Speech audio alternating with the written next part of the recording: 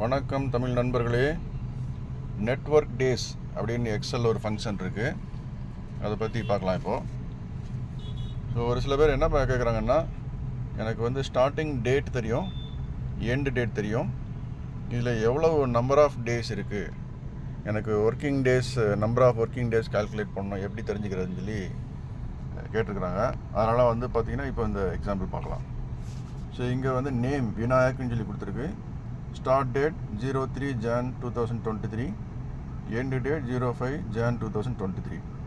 Total days equal to 3 சொல்லி வந்திருக்கு இல்லையா. ஸோ இந்த இடத்துல டோட்டல் டேஸ் ஈக்குவல் டு 3 சொல்லி இருக்கிற இடத்துல ஃபார்முலா அப்ளை பண்ணியிருக்கோம். என்ன ஃபார்முலானா இங்கே கீழே பார்த்தீங்கன்னா தெரியும், இது எஃப்எக்ஸ்ன்னு சொல்லி போட்டிங்களா, பக்கத்தில் பார்த்தோன்னா equal to network days open bracket B2, C2. இது வந்து எப்படின்னா இந்த ஃபார்மேட்டில் என்ட்ரு பண்ணணும். அந்த ஃபார்மேட்டு பேர் சின்டாக்ஸ். ஸோ சின்டாக்ஸ்ன்றதை இங்கே கொடுத்துருக்காங்க. எப்படி இருக்கணும், ஈக்குவல் டு இருக்கணும் NETWORKDAYS, அப்புறம் ஓப்பன் பேரந்திசிஸ் ஸ்டார்ட் அண்டர்ஸ்கோர் டேட்னு இருக்கு இல்லையா, அந்த ஸ்டார்ட் டேட்னு அர்த்தம். ஸ்டார்ட் டேட் வந்து நம்ம என்ன கொடுத்துருக்கோங்க, B2ன்னு கொடுத்துருக்கோம். B2ல் என்ன இருக்குது, பி இந்த காலத்தில் பார்த்தீங்கன்னா ரோல் நம்பர் 2, 3 Jan 2023 இருக்குது. ஸோ இதுதான் ஸ்டார்ட் டேட் அப்படின்றது. இந்த சின்டாக்ஸ் படி ஸ்டார்ட் டேட்ன்றது B2ன்ற ரெஃபரன்ஸ் கொடுத்துருக்கோம். B2ல் என்னென்ன இருக்கோ அது அப்படியே வருங்க. அடுத்தது C2ன்றது என்னது, எங்கள் சின்டாக்ஸில் போய் பார்த்தோன்னா எண்டு டேட். ஸோ ஸ்டார்ட் டேட்டுக்கு அப்புறம் ஒரு கமா போட்டிருக்கு இல்லையா, அந்த கமாவுக்கு அப்புறம் வந்து அடுத்த ஃபங்க்ஷன் ஆர்குமெண்ட் ஸ்டார்ட் ஆகும்.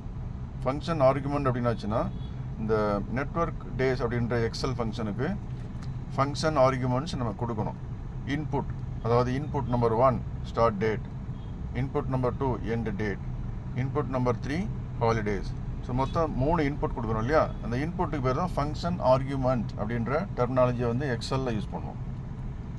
எக்ஸலில் வந்து இன்புட் 1 இன்புட் 2 அப்படின்னு சொல்ல மாட்டாங்க, ஃபங்க்ஷன் ஆர்குமெண்ட் அப்படின்னு சொல்லி சொல்லுவாங்க. So start date is the first function argument, end date is the second function argument, and holidays is the third function argument. இந்த ஸ்கொயர் ப்ராக்கெட்டில் வந்து ஹாலிடேஸ்ன்னு இருக்குது. நார்மலாக எக்ஸலில் வந்து இந்த சின்டாக்ஸில் வந்து ஸ்கொயர் ப்ராக்கெட்டில் கொடுத்துருந்தாங்கன்னா அது வந்து நம்ம கொடுக்கணுன்னு அவசியம் இல்லை, ஆப்ஷன் அப்படின்னு சொல்லியிருக்கோம். ஸோ மொபைலில் ஒர்க் பண்ணுறவங்க பார்த்தீங்கன்னா இந்த மாதிரி உங்களுக்கு சின்டாக்ஸ் வரும். Equal to network days start date end date. ஹாலிடேஸ்ன்றது ஸ்கொயர் ப்ராக்கெட்டில் கொடுக்கல. ஸோ மொபைலில் ஆண்ட்ராய்டு ஃபோனில் இப்போ நான் ஒர்க் பண்ணிகிட்ருக்கிறேன், எனக்கு இந்த ஹாலிடேஸ்ன்ற ஸ்கொயர் ப்ராக்கெட்டில் வரல அப்படின்னா என்ன அர்த்தம், மேண்டேட்ன்ற மாதிரி இருக்குது. ஆக்சுவலாக மேண்டேட்ரி ஃபீல்டு கிடையாது, கொடுக்காம கூட ஒர்க் பண்ணோம். இப்போ நம்ம ஃபார்முலாவில் இங்கே பார்த்தீங்கன்னா நம்ம இந்த ஃபார்முலா வந்து இப்போ என்னோடய செல் வந்து D2ல் இருக்குது.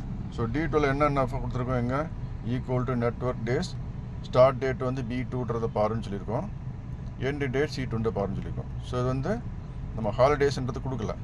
ஸோ இந்த ரெண்டுக்கும் இடையில வந்து நம்பர் 3 அப்படின்னு சொல்லி வந்திருக்கு. ஸோ நம்பர் 3 என்னது, 3 ஒர்க்கிங் டேஸ் இருக்குது. ஸோ இப்போ அப்படியே வந்து 3ன்றதை டேட் வந்து ஸ்டார்ட் டேட்டில் 3ன்றதை 5 அப்படின்னு சொல்லி கொடுத்தா என்ன ஆகும், 5 January 2023 இருக்கும்.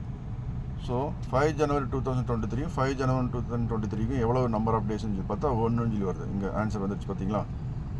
இப்போ அப்படியே வந்து மறுபடியும் மாற்றி பார்ப்போம். 4 January அப்படின்னு சொல்லி கொடுத்தா இங்கே என்ன வரணும், ஆன்சர் 2 வரணும், வந்துடுச்சு. அடுத்தது 2 January சொல்லி கொடுத்து பார்த்தா இங்கே என்ன வரணும், 4 வந்துடுச்சு. புரியுதுங்களா உங்களுக்கு. 3 January கொடுத்தா எத்தனை வரணும், 3 January கொடுத்து பார்க்கலாம், 3 வந்துருக்கு இல்லையா. So 3 January first day, 4th January second day, 5th January third day, மொத்தம் 3 ஒர்க்கிங் டே இருக்குது. ஸோ அது மாதிரி வந்து 2 January கொடுத்தா 4 வரும், 1 January கொடுத்தா எவ்வளோ வரணும், 5 ஒர்க்கிங் டே வரணும். ஆனால் இங்கே என்ன வந்திருக்கு, நம்பர் 4 தான் வந்திருக்கு. பை டிஃபால்ட்டாக வந்து இந்த கேலண்டர் வந்து யூஎஸ் கேலண்டர் அவங்க யூஸ் பண்ணியிருப்பாங்கன்னு நினைக்கிறேன். அது வந்து நம்பர் 1 January வந்து நார்மலாக வந்து பப்ளிக் ஹாலிடே அப்படின்றத அவங்களே எடுத்துருக்குறாங்க. இந்த செட்டிங் நம்ம மாற்றணுன்னா நம்ம போய் ஏதாவது ஹாலிடேஸ்க்கு நம்ம இன்புட் கொடுத்து தெரிஞ்சுக்கணும். அது வந்து அட்வான்ஸ் லெவலில் போனீங்கன்னா தெரியும்.